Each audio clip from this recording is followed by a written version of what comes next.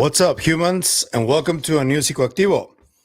As you can see, I'm using the mic that Joe got me, so thank you, Joe. Okay, so a couple of things happened between yesterday and today. At the end of yesterday's video, I shared with you guys my opinion on the Soul Foundation's new membership um, tiers, and I had no idea what was going to happen. I was just expressing my opinion. Before I continue, I want to just let you guys know that I grew up in Tijuana. So, just a mile or a couple of miles from here, there's a lot of really violent stuff happening. So, the environment that I grew up in makes me always rethink when something either unjust or elitist happens. So, the way that my brain is wired, and also because of how I was raised by my mother, who is a feminist, she's an OBG, she's a liberal. So whenever I see something like that, some type of elitist behavior, I get the urge to call it out. So I saw the tears before it went viral, and I decided to just let the people that I talk to often know that it was a bad idea to roll that out in public. It's bad optics. Also, I want to say that when I first got into this space, I have gotten a different type of treatment that I've never really made public, but given what just happened, I gotta say, I have felt, and I spoke about this with Professor Stephen Brown in my first interview with him. He talks about epistemic injustice, and at first I didn't want to like accept that it was happening, but it does happen.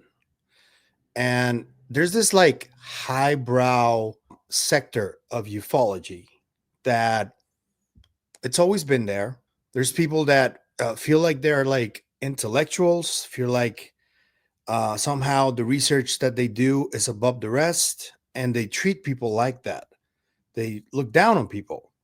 And that is something that has been happening to me since I started here. Despite my career, despite my trajectory, I am a journalist. I am trained in a news environment, in a breaking news environment, and I have 15 years of experience. So when I saw this behavior, even from bigwigs, quote unquote, that they call in ufology, I tried to ignore it for the most part.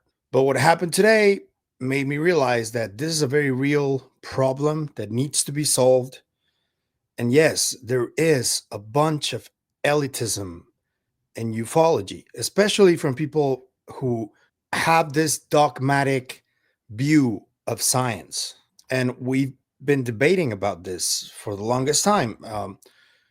The scientific method is very reliable to explain things, but also science up to this point, physics, every type of science, is limited within the confines of what has been discovered to this moment.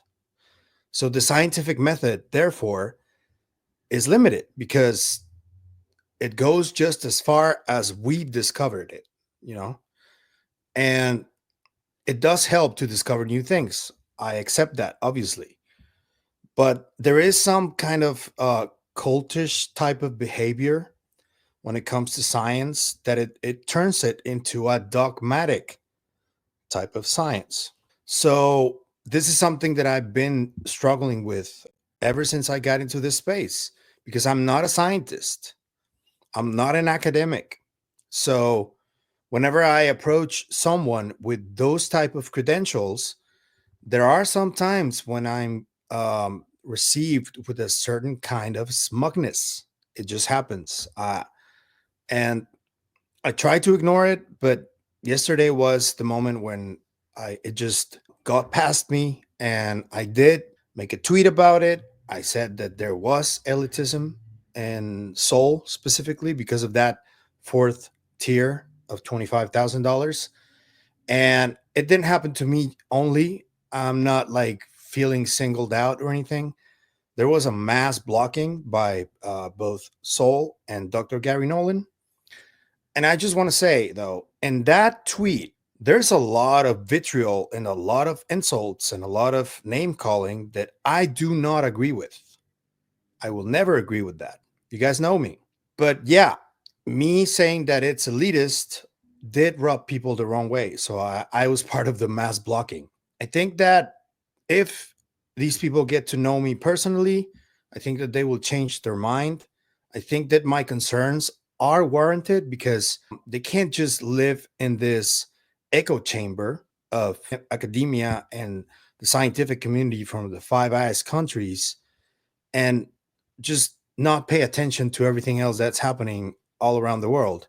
There's people from Istanbul, there's people from Scotland, there's people from Ecuador, there's people from all over the world that see my channel.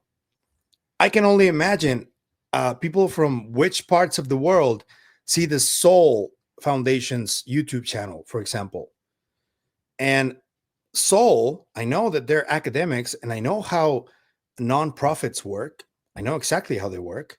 I know that it may be normal for them, but slapping that fourth tier to the general public and just leave it as such, it was going to naturally rub some people the wrong way and make them feel excluded.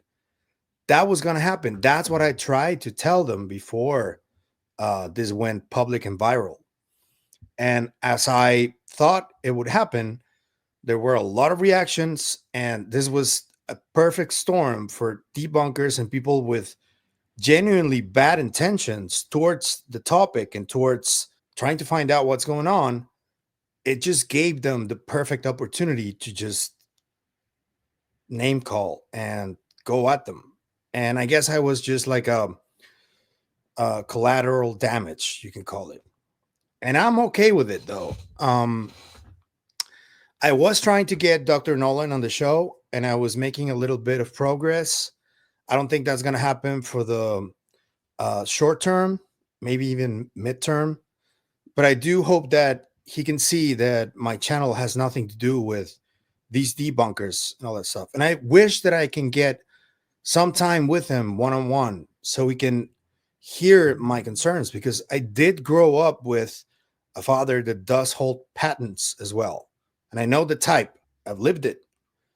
So I'm not like bashing on Dr. Nolan or anything.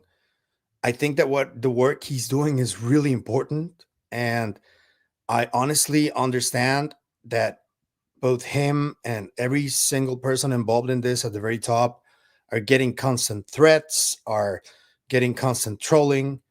So I get it. I just wanted to clarify that. I will call out stuff like this that I find unfair or tone deaf. I will. That's just me. I'm not going to shut up because somebody didn't like what I think or what I said. That's not me. I will always be respectful. I think that as far as I go is just to call it out as elitist because I think it is. I honestly believe it is. And the rollout and the comms on how this was presented is my only problem. I have no problem with the tiers. I have no problem with Soul trying to get funding for doing the very important work that they do at all. I don't have a problem at all with that. But I do have a problem with the way in which they relay their messaging. And just as I thought it would happen, it did. The reactions were brutal, and a lot of people were blocked. So I just wanted to clarify that. Before I continue, I want to let you guys know that you can hit the like and subscribe button, please. It really helps the channel keep moving along with the algorithm. You can also comment on anything I say here. I know there's going to be a lot of comments commenting on this specific thing that just happened.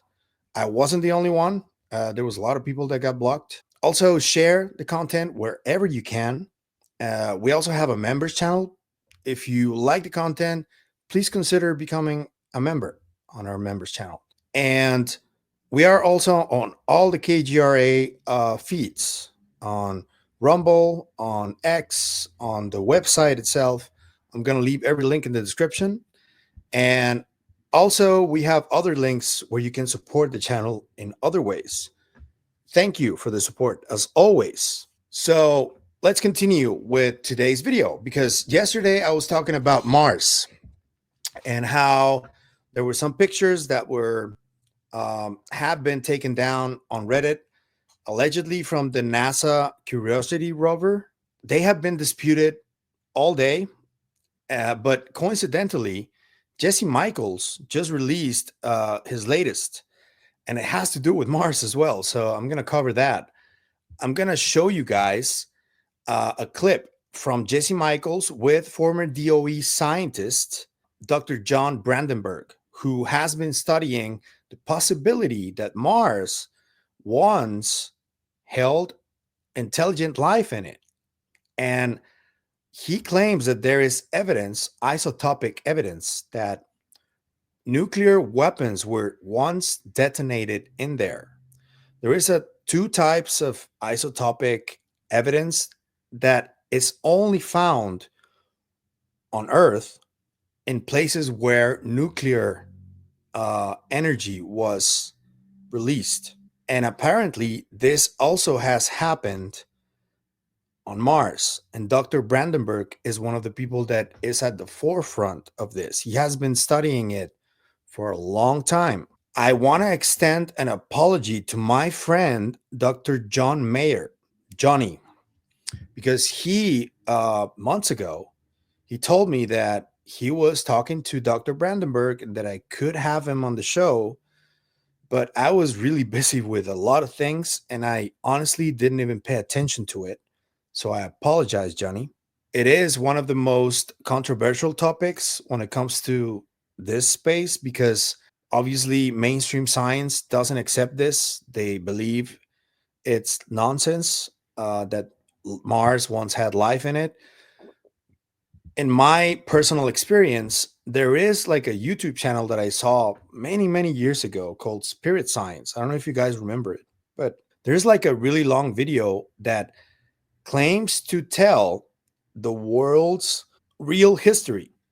And they say in that video, it's an animated video, that there was life on Mars at a certain point, and there was some sort of a war that forced a number of people who survived that war to move to Earth, and they populated Earth. Some race that is now part of the human race today.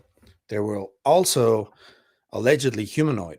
I don't know if that's true. I'm just telling you what I've seen about this story. Honestly, I have no idea if it's true. If it happened many, many millions of years ago. So I want to show you guys a clip from Jesse Michels from American Alchemy, where he speaks to Dr. Brandenburg. And this is what Brandenburg said about Mars. Here's the clip. What are the Vikings? The Vikings were a very ambitious double probe mission. It was ultimate vacuum tube technology kind of mission. And they sent these probes to Mars. They photographed the surface of Mars in great detail with just superb cameras. They landed 2 landers that tested the soil for life. And they got mixed results, which now can be interpreted as they found life. But at the same time, they also sampled the atmosphere and found a great excess of radiogenic isotopes. They're stable isotopes, but they're formed by powerful nuclear reactions. And they found that on Mars, and that made Mars unique. It was so unique that when we started getting meteorites, we started recognizing, oh, there are these strange meteorites. That's what I'm telling you guys it about. Looks like they come from Mars, and they tested the gas trapped in and they found the same pattern of strange strange isotopes in the Mars, what they thought were Mars meteorites. And that's how they figured out that they were from Mars. Yeah. Because Mars, isotopic signatures are so unique in the solar system. And Yeah. what exact isotopic signatures did they find? Well, they found a large amount of xenon-129, which is the product of two things, supernova explosions and hydrogen bomb explosions. Mm. And we know there was no supernova on Mars. If there was, there wouldn't be a solar system here. And you said there was one other argon. There was when you irradiate rocks that have potassium in them, and all rocks do, they produce a isotope called argon-40, and that's super abundant on Mars. So you have two things that are products of what look like an intense nuclear reaction on Mars in the atmosphere, and they're the residues of that remain in the atmosphere. They're stable, they last forever. So, but they also found what looked like archaeology on Mars, and that was initially the most exciting thing.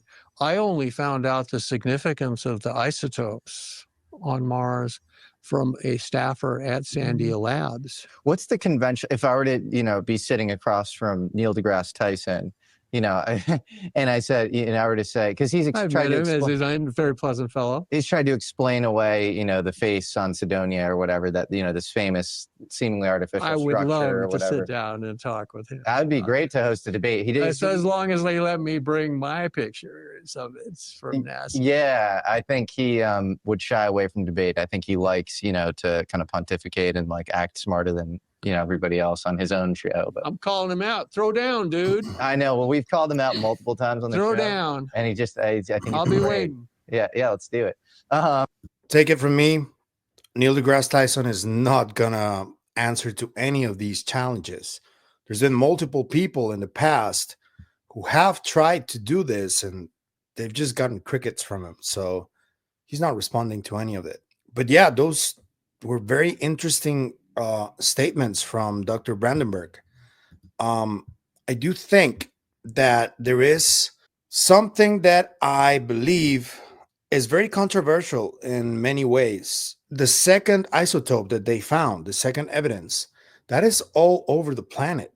So that means that millions of years ago, there were potentially could have been multiple nuclear weapon detonations all across Mars. And that should be more than enough to give you a cautionary tale of what's going on in the world today. Because right now, everybody who has a nuclear weapon is pointing it at each other. There's a lot of tension right now between countries. And it seems like way back in the past, millions of years ago, they didn't listen. And what we're fearing could happen today may have happened millions of years ago on that planet. So you would think that given that we are supposedly Homo sapiens sapiens and we use our discernment and our logic to solve problems, you would think that we would be mature enough to see this cautionary tale and act upon it and prevent for something so catastrophic that it could potentially destroy an entire planet. And yet, we're not listening. I think that is really concerning. I still keep my high hopes on humanity because I refuse to relinquish my hopes. But I do believe that we may be running out of time. It does kind of feel that way. So I wanted to make this video just to let you guys know that even if this is true, if this did indeed happen millions of years ago in Mars, maybe we should look into it more deeply and try to not make the same mistakes that were made back then if this actually happened. Because although there is isotopic evidence and although the work of Dr. Brandenburg is very, very interesting, and even Jesse had some pictures of from Joe McGonigal from Mars, alleged pictures of really weird figures and shapes. Even though that happened, there is still a lot of pushback from the mainstream scientific community saying that this is not true at all. So what should happen in order for us to like get on the same page and get to a conclusion on whether this happened or not? Because yesterday when I saw those pictures from the alleged tic tac on Mars, I also started like browsing on the NASA website, and I saw that some pictures are, if they're not just blurred out, they're like black squares, just like on the image, clearly covering something up. And I shit you not, this is real, like from the NASA website. This happens, and it has happened for many, many years. NASA has photoshopped a lot of the images that appear either on the ISS or from the Mars Curiosity rover. This is not a conspiracy. This happens. I invite you, go to those websites sanctioned by NASA and try to go to the live feed.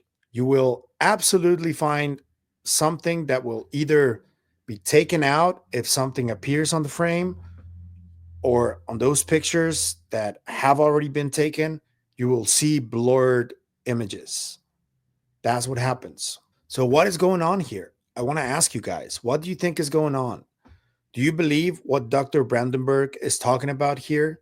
I'm going to leave a link to the whole interview in the description. It is fascinating. So, make sure you check it out. And I'm not going to talk about what happened with Dr. Nolan and Soul anymore. I just wanted to clarify my stance, clarify that I am not criticizing Soul for getting funding. I think that most of the comments in there were from people who are genuinely concerned, as I was. But there are a lot of other comments that were really hateful.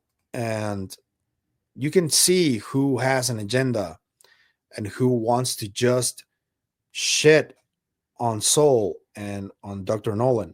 Whatever I think of Dr. Nolan, that is not important, really. That is something that if I get to talk to him in person, I will clarify with him if he allows me to. Because honestly, I don't think he feels like he should give his time to anybody.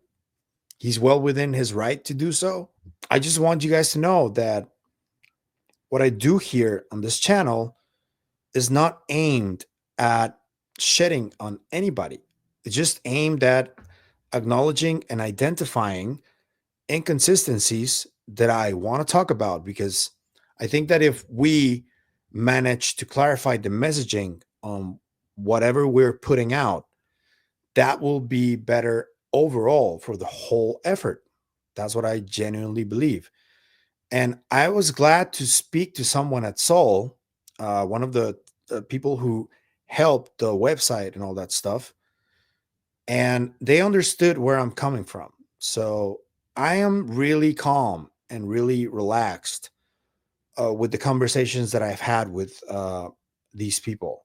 It doesn't really matter if Dr. Nolan blocked me or if Soul blocked me, because I know that in the future they will know that I don't have any ill intentions towards them.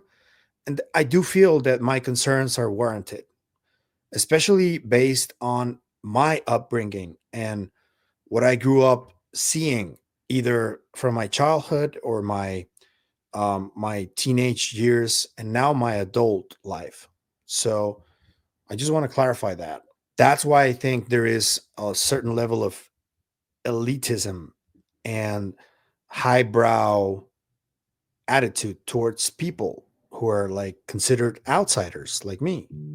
And I still feel like that, to be honest with you, because that's not the only person that I've had mishaps with, especially bigwigs. So at the end of the day, I know that eventually they're going to see what I do is just trying to help, and we will just get past it. I am confident in that. So That's it. That's it for me today. Let me know what you think in the comments. I'm going to be reading everything. Thank you for watching, and I'll see you guys in the next one. Remember, and don't forget, stay curious, stay inquisitive. Bye.